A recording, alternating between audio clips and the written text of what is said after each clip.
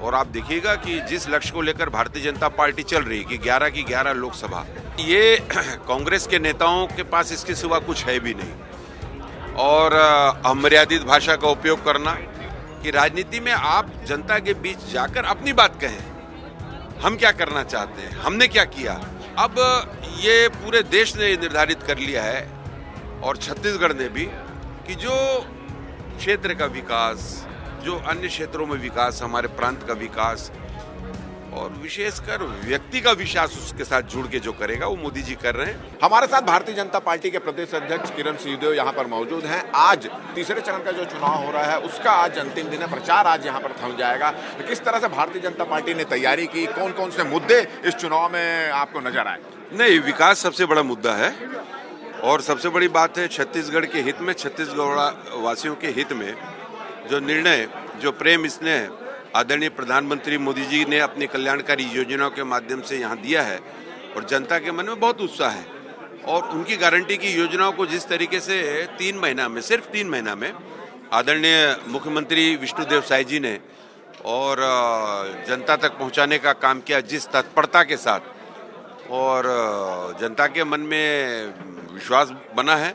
और आप देखिएगा कि जिस लक्ष्य को लेकर भारतीय जनता पार्टी चल रही है कि 11 की 11 लोकसभा सीट भारतीय जनता पार्टी जीतने के लक्ष्य को लेकर चल रही है और जनता ने भी बहुत विश्वास व्यक्त किया है। निश्चित रूप से हम 11 की 11 लोकसभा यहाँ से इस बार जीते। जिस तरह से इस बार के जो चुनाव में मुद्दों के बजाय आरोप प्रत्यारोप बहुत नजर आए, मोदी जी पर आरोप लगा और उसके बाद सर फोड़ने की बात हुई, इस तरह की बात हुई, तो ये जो राजनीति का नया मोड़ जो आ चुका है उस पर क्या कहना? नहीं, ये कांग्रेस के नेताओं के पास इसके सिवा कुछ है भी नहीं।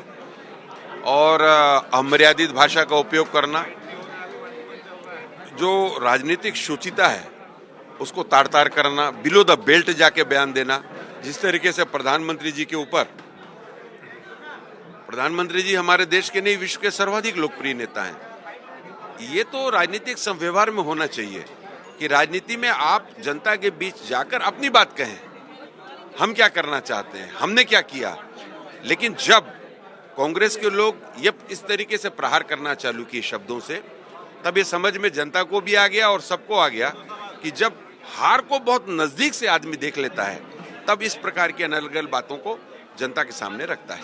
आप तो कई सालों से चुनाव संचालन कर रहे थे, फिर आपने विधानसभा चुनाव लड़ा और अब लोकसभा चुनाव। ये चुनाव किस तरह से अलग है और चुनाव से? नहीं, इस चुनाव में मुझे तो जनता भी लड़ते हुए चुनाव दिखती है मोदी जी के पक्ष में।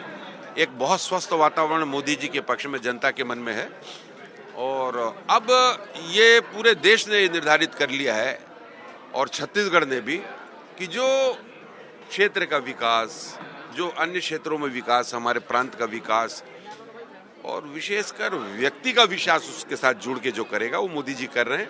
भारतीय जनता पार्टी की सरकार केंद्र में भी और राज्य में भी कर रही है। निश्चित रूप से ये इस तरीके का चुनाव है कि जनता स्वयं अपने और सुख सुविधा को, अपने योजनाओं को, संसाधन को खुद तक पहुंचाने की दृष्टि से इस चुनाव में। एक आखिरी सवाल ये है कि हालांकि आप लोग दावा कर रहे हैं कि 11 की 11 सीट जीतेंगे, तो कितनी सीट जीतेंगे और क्या वजह रहेगी? 11 की 11 सीट। और वजह? विकास, जनता का विश्वास, विश्वास पे खरे उतर के दिखाया भारतीय जनता पार्टी ने।